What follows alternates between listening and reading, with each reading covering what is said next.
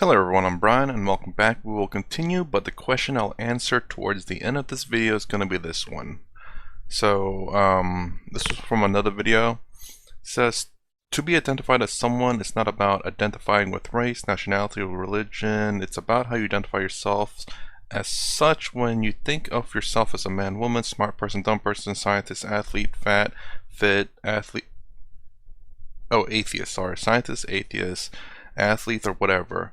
It can be something more abstract, like you think you are someone who likes to think rationally. Your intellect, thought processes will work to defend that notion.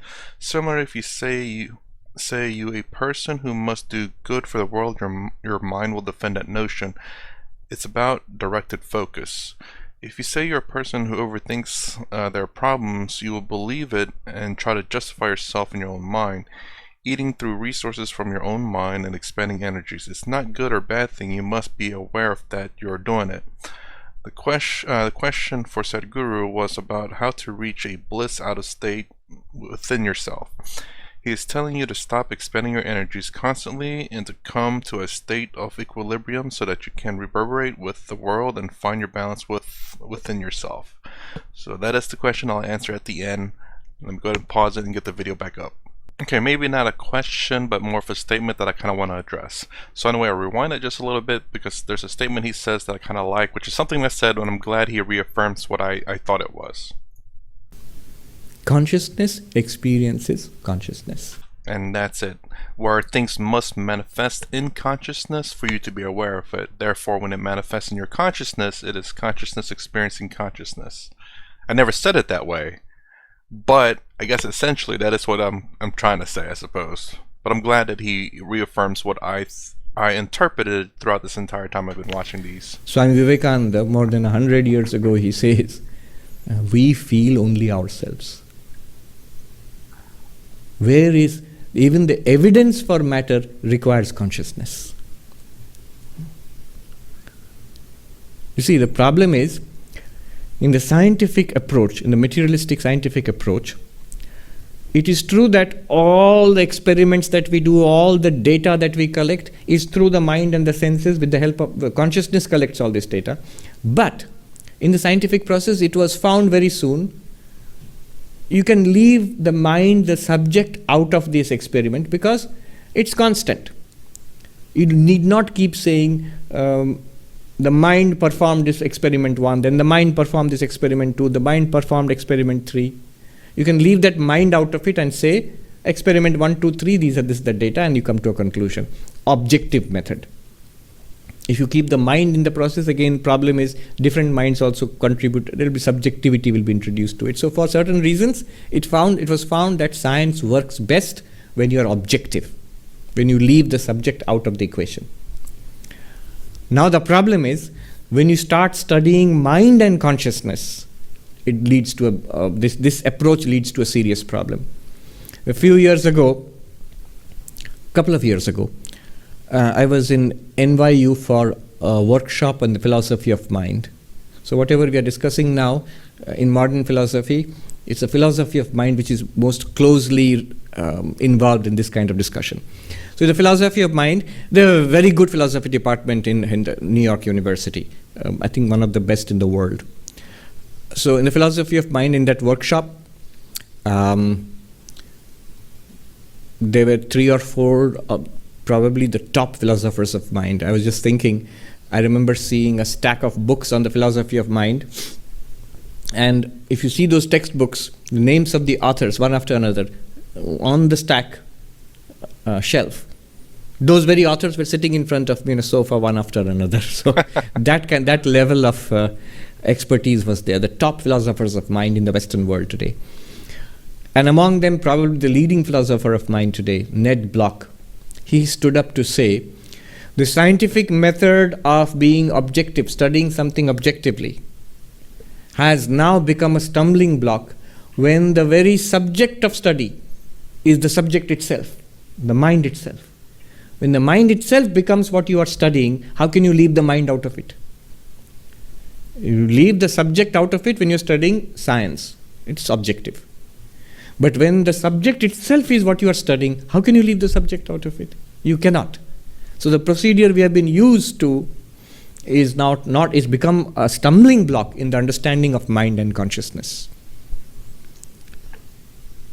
This very spring semester, one of the things that I was studying at the Harvard Philosophy Department in Emerson Hall was the philosophy of mind. And there you see the entire subject is now revolving around this one central battle. The effort is paper after paper is going on to show how mind and consciousness are nothing but the brain, are nothing but either to reduce mind and consciousness to brain states, neuronal activity, or to behavior, or to some linguistic usage. That mind and consciousness cannot be fundamental, they must be reduced to brain or behavior or language. And push back against this. A number of papers which saying that this is not working. You cannot explain consciousness in this way. Thomas Nagel's What is it like to be a bat? A famous paper. These things which I am quoting now will make sense only to those who have studied modern philosophy. Thomas Nagel's paper, What is it like to be a bat? John Searle's Chinese room experiment. And Jackson's thought experiment about Mary, who has experienced only black and white and suddenly sees the color red for the first time. So all these papers, they're mostly thought experiments, they all go to show one thing, that the attempt to reduce consciousness to brain or language or behavior is not working. And this is the state of the art in the philosophy of mind today in 21st century. Swami Vivekananda said, all that we feel, all that we experience is within ourselves only. We feel nothing but ourselves. Consciousness experiences consciousness. Even if you don't believe in the consciousness portion, but even in the material realm in terms of the brain, again, we only feel ourselves is very much true even in that statement, because even if you say consciousness or mind is not there, all the signals is in fact still going to our brain. And then whatever it is in our brain that is experiencing it is experiencing itself. Again, the electrical signals that goes up your arm or your leg or whatever is still you. Well, it wouldn't be you, but it'd be yours, I guess, because kind of like if you chop off your finger, well, that's not you, that's yours, and the electrical signal that's going up your finger from, the touch sensation is not you, but yours. At what point in the brain does it become you and not yours? That might be an interesting argument. I wonder if that argument's been made because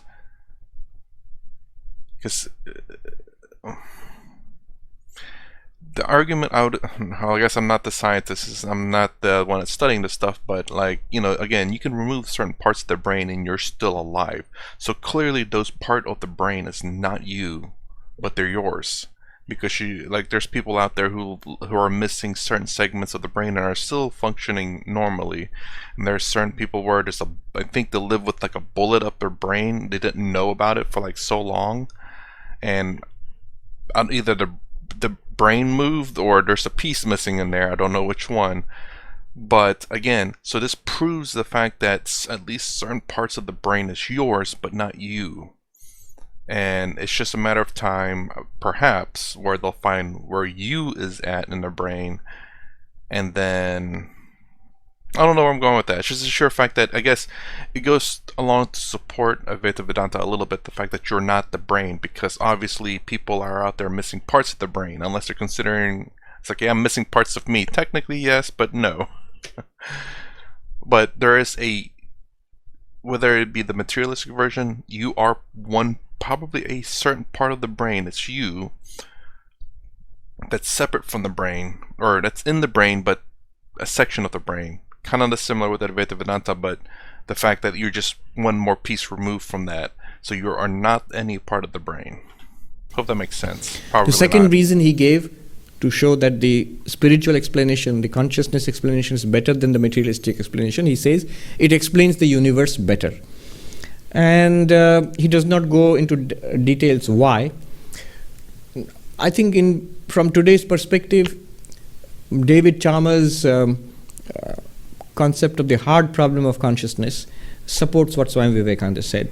While modern physics has been remarkably successful, though it's not complete, but remarkably successful in explaining the physical universe, the whole thing breaks down when you come to consciousness. How can a material brain, which is an object, produce a first-person experience? The last thing that you can see in scientific experiments, in scientific observation, is the firing of these neurons, which is matter, which is electrical activity on a tiny scale. Where is the thought? Where is the emotion? When you experience a rose, when you experience a cup of coffee, you are not experiencing bursts of electricity. There may be bursts of electricity in the brain correlated with that, but your experience is not of electricity.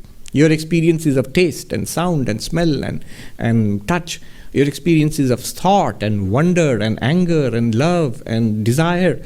All of these things, how are they related to these bursts of electricity? Actually, now that he said that, that's interesting thought there. Well, because these are in fact electricity, but these are electricity that we interpreted into taste, feeling, touch, whatever it may be. I don't know how to explain that, but I kind of get what they're saying. Like this is a wood, so I'm feeling whenever I say wood, people think of wood, know what wood feels like. I don't know how to explain that to a one-to-one. But when you think of wood, you know what the texture of wood feels like. Especially if I show it to you, you can see that's kind of smooth. And you know, even though you've not touched it, you know what it feels like. So, how to say? So, whenever a certain electrical thing happens in your brain, you know what that is. Like you see ice cream, like a white ice cream, vanilla, or brown ice cream, chocolate, and then in your mind you know what that is. You're not tasting it, but yet you know what it tastes like because electrical signals in your memory, and then by seeing it you know it's cold. Again, by merely seeing things that you've already experienced, you know what it tastes like, what it feels like. If you've experienced those things, like I'm sure you've, you're not tasted, at least I hope not, then you don't know what it tastes like. Even though your brain is experiencing it by a visual, you don't really know what this would feel like necessarily. Plastic, maybe, is it soft, it's hard, you don't know. But wood is pretty kind of universal. It's kind of rough, or if you see it's smooth, then it's kind of smooth. I don't know if that's I don't know how to explain it, because that's the first time I ever thought about it that way, and I hope it makes sense. But when you taste certain things, it is literally just electrical signals. When you taste vanilla is an electrical signal, because vanilla is literally chemicals. When you're putting chemicals in your mouth and you're tasting, it's like, oh, that's vanilla. That's what we call vanilla. You can literally taste like a puddle and taste it, and it tastes vanilla, because that's literally vanilla, like vanilla extracts and stuff like that. So that's literally just chemicals and electrical signals, but we say it's vanilla. So again, to go back to Advaita Vedanta in terms of everything's Brahman, like vanilla is form and function. Vanilla extract is the form, and the function is for to taste vanilla, something to add vanilla flavor to it. So if you were to grab it and taste it, it tastes like vanilla. I guess that's about the best I can explain it right now. I guess first time I ever think about it. That's interesting. Nobody knows. Nobody knows. And there is Vedanta will say they are making a category mistake, jumping from the objective to the subjective. One objective phenomenon can be explained in terms of another objective phenomenon. But an objective phenomenon, you're trying to explain from the subject, you're trying to explain in terms of object, does not work. It's what's called in philosophy a category mistake. I need to look that up. A philosopher once told me, and this is a standard argument, he said, he's in City College in New York, he said, no, we'll solve this problem. Give us some time. Bill also here says that it'll be solved. And as science progresses, we will solve the problem of consciousness. The answer is no, it will not be solved that way. Why not? Because the philosopher said to me that, for example, life. 100 years ago, it was considered a mystery which nobody in the universe can solve. I mean, no scientist can solve. But today, within 100 years, we have understood the phenomenon of life to a very great extent, down to the molecular activities in the living cells. We have understood. We know what is basically life, what's going on in life. Similarly, give us time. We are studying the brain and the nervous system to great depth. So within the next 30, 40, 50 years, we will be able to explain consciousness just as we have been able to understand life in terms of fundamental activities of the cells. Similarly, we will be able to explain consciousness in terms of brain activity. I guess maybe a better example would be like certain time ago we thought lightning and thunder and volcano were gods and god powers and stuff like that. Now we realize it's just part of nature, and we can kind of guess, like we know what's going on when these things happen. They're no longer a mystery, but it took time to discover these things. And this is something I've been saying about, again, eventually, maybe, I'm not saying it's guaranteed, but I'm just, again, keeping an open mind that maybe eventually they'll find a piece of what you is in the brain. That's a weird way to say it. Who you are in the brain, maybe. I don't know. No guarantee, but, is it something to rack your mind over? No, it's interesting to think about. That's what philosophy is to think about all possibilities and just see what works. And to have your theories and have your theories questioned and not attacked in a bad way, but just, people try to that's an interesting theory, but it fails because of this statement. And it's like, oh man, thank you. Like, that's my hope. Like, science will say, this is the answer, and they get it wrong. They thank the person that's wrong. It's like, oh, you've proven me wrong. It's been right for so long. I knew there was something wrong with it, and you've broken it down. It's like really weird to say. You proved me wrong, and I thank you for that. What's wrong with this? This is called promissory materialism. I have no explanation right now, but I promise to give you an explanation after 40, 50, 100 years, just as we have explained many things over the last 100, 200 years. What's wrong? From a Vedantic perspective, the mistake is very evident. What's it make a promise? You have explained an objective phenomenon, life, in terms of other fundamental objective phenomena, molecular activity. No problem there. Even in Vedanta, it's admitted, prana is objective. Vital functions are objective. Now when you say, I will explain consciousness, which is not an object. Everything is an object to consciousness, but consciousness is not an object. So now you say, I will explain consciousness in terms of objects. You're already making a category mistake. Object explained in terms of other objects, all right, I see in principle that it could happen. But consciousness explained in terms of objects is a category mistake. Vedanta says it's not possible. You do not see the jump you are making. So this is the problem. What the advantage on the Advaitic side is that it gives an explanation for consciousness or gives a place for consciousness and leaves modern science untouched. You see, the beauty of Advaitic, the Vedantic approach is that it does not challenge science. It would be problematic. Some religions actually challenge science and they always lose because science is based on experimentation, data and truth. Advaita does not challenge science at any point. Every scientific advance and explanation is welcome. It broadens our understanding of the objective universe. And the whole objective universe is lit up by consciousness. Is given existence by Sat, by pure being. So it's a more complete explanation of life and the universe. Advaita Vedanta is fully compatible with advances in modern science, in cosmology, in quantum theory. I don't know enough about that, but more I hear about it and more I meet scientists. I was just reading de Broglie and Heisenberg and a number of other scientists. They say things which are very very compatible with Vedanta. That's what I will say. It's not Vedanta as such, but very compatible with Vedanta. That's what Swami Vivekananda said, that I will take the arguments on the spiritual side, on the consciousness side, because they give a more complete explanation of the universe and of life.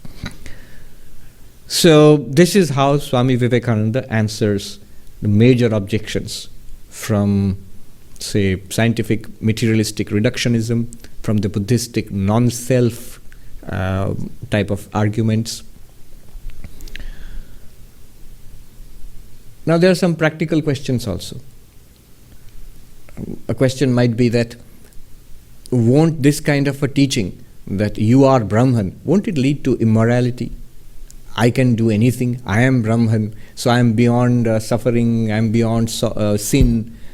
So one can commit crimes in the name of Advaita Vedanta, one can lead to an immoral life.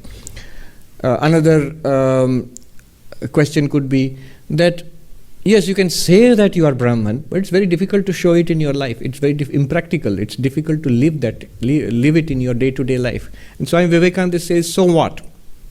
Every child who is born sees the sky far away. Just because the sky is very far away, does that mean we will not look up to the sky? It's difficult to get nectar and drink it, does it mean we have to drink poison? If non-dualism seems to be difficult, do you have to be stuck with dualism? Why? He says what is difficult now, as we move towards it, it will become easier and easier till we realize that it's our very nature. We must make that effort, he says. He says always it is bringing the ideal, making it living is always difficult. Dragging down the ideal, I cannot realize non-dualism, and therefore I will make it dualistic. Dragging down the ideal to my present miserable life, that is easier. It's more difficult to push my life up to the ideal, but then we still have to make the effort. There is no other way. As to the first question, will Advaita lead to more immorality in society? He says absolutely not. He says, I'm convinced the contrary is true. It is because of weakness, he says, that man is immoral. It's because of weakness that we suffer. It is because of weakness that we die. It is because of weakness that we tell lies, that we steal and kill and commit other crimes. Weakness is the source of evil. Weakness is the source of immorality. I wonder what he would say about, like, is it called psychopaths? Basically people who cannot feel empathy for other people. So basically them stealing or beating people or whatever, they don't care. It's I'm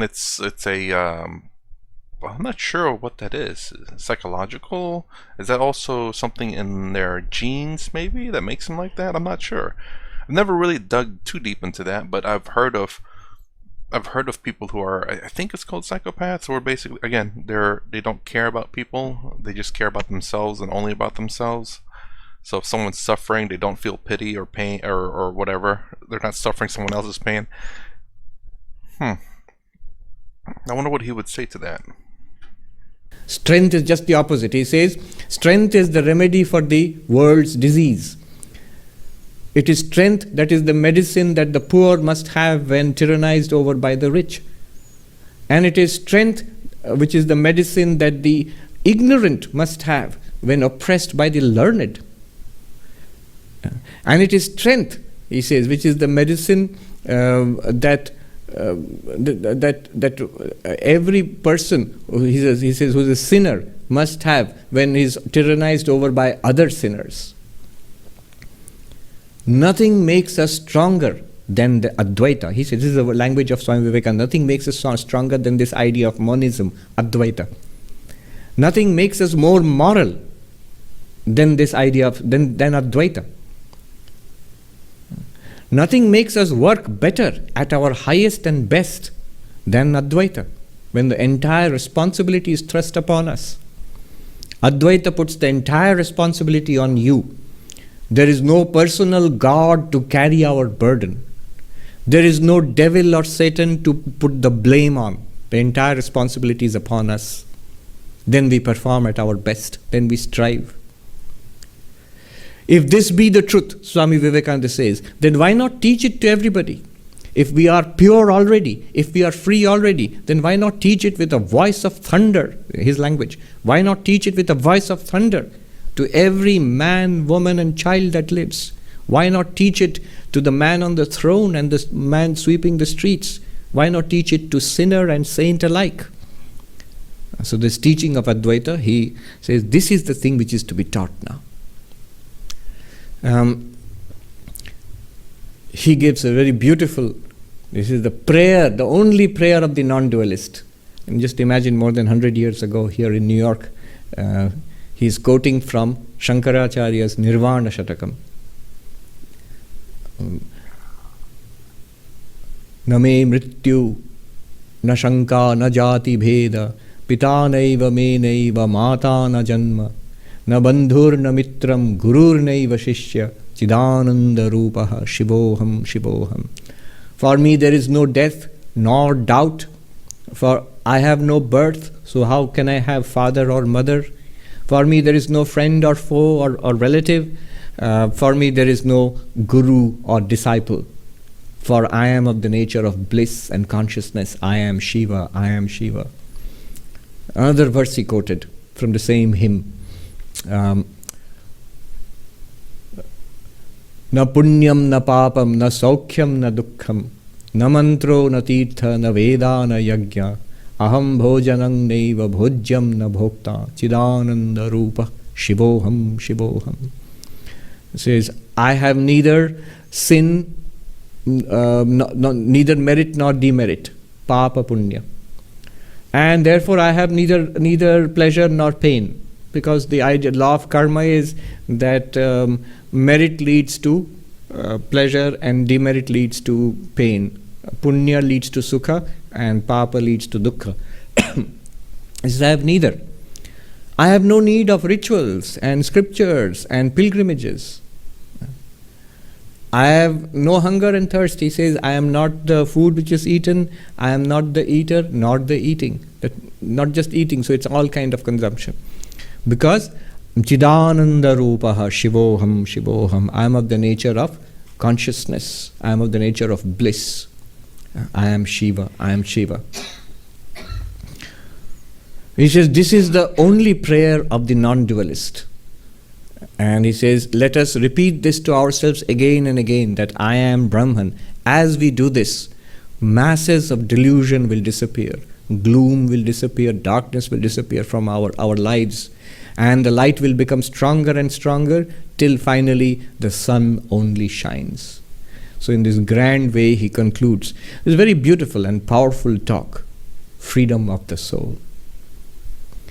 I pray to Sri Ramakrishna, to the Holy Mother, to Swami Vivekananda.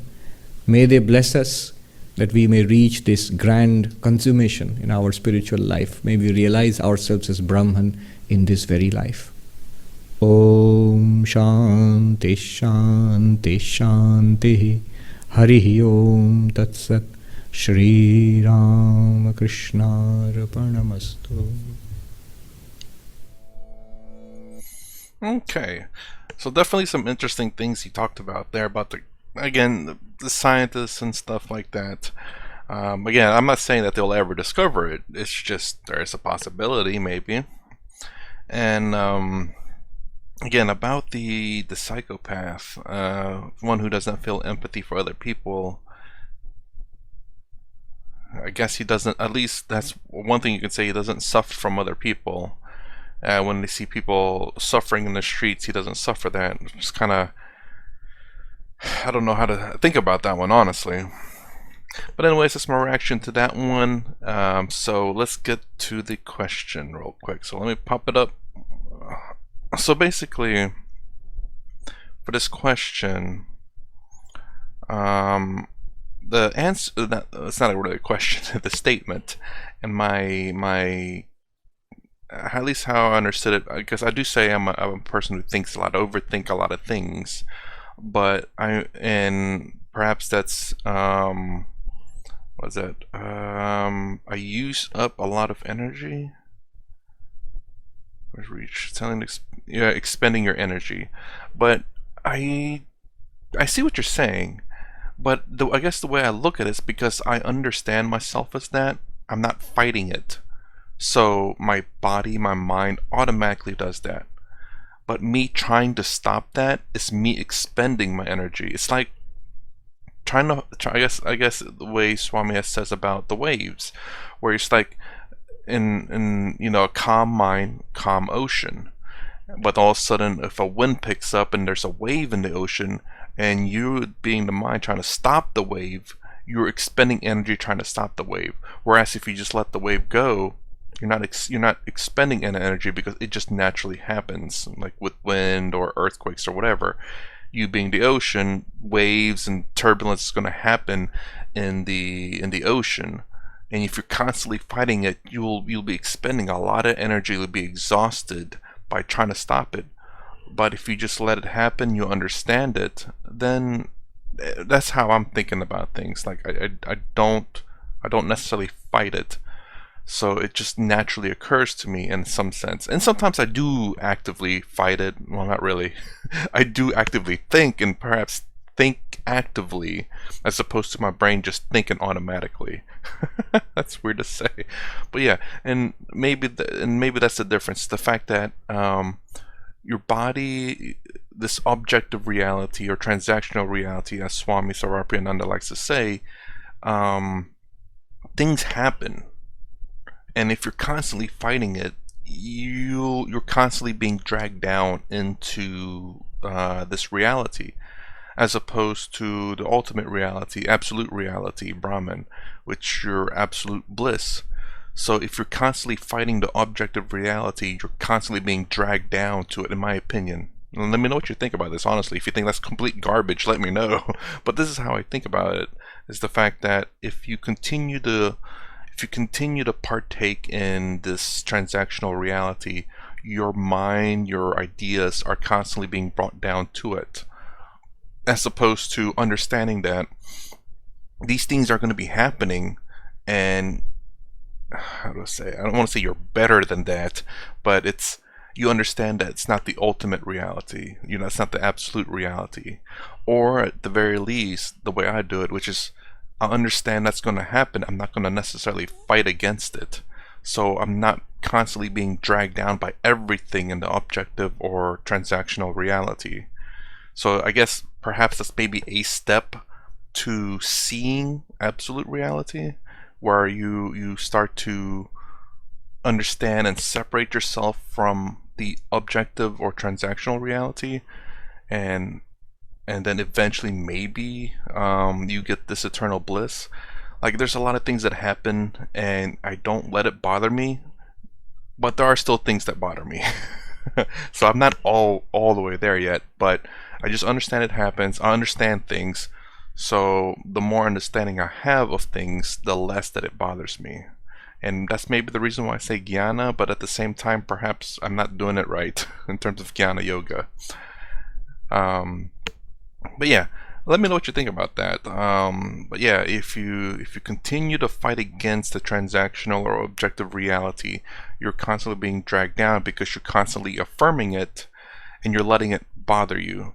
But even if your mind overthinks, or if this thing has identities and stuff, but you don't, how do I say, you don't, well, I guess to identify yourself is the problem.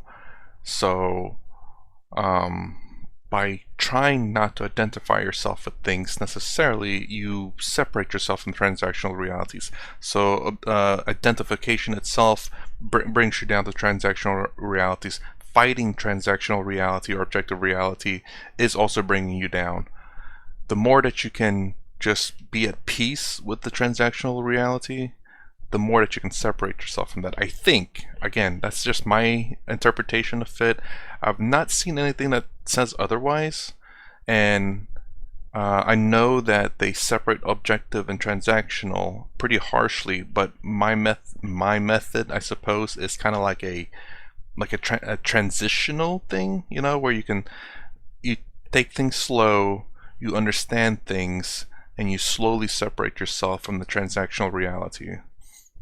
Again, I don't think mine will ever reach you up to objective reality. Obviously, these different pathways are the best way for that, but this is something that I've discovered on my own, and I'm constantly learning and incorporating a lot of things there, and it's quite helped me a lot, especially about the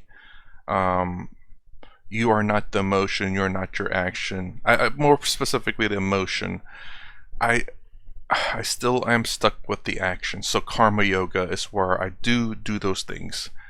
So that being I like to think a duality, but because I cannot say that, oh, that's not me doing that action. I have to. I'm telling this body this body to do things, and so I have to take responsibility for it. Same thing with my thoughts. But yeah, anyways, I said enough. If you like my content, please consider subscribing, thumbs up, thumbs down below. Thanks for watching. I'll see you in the next vid.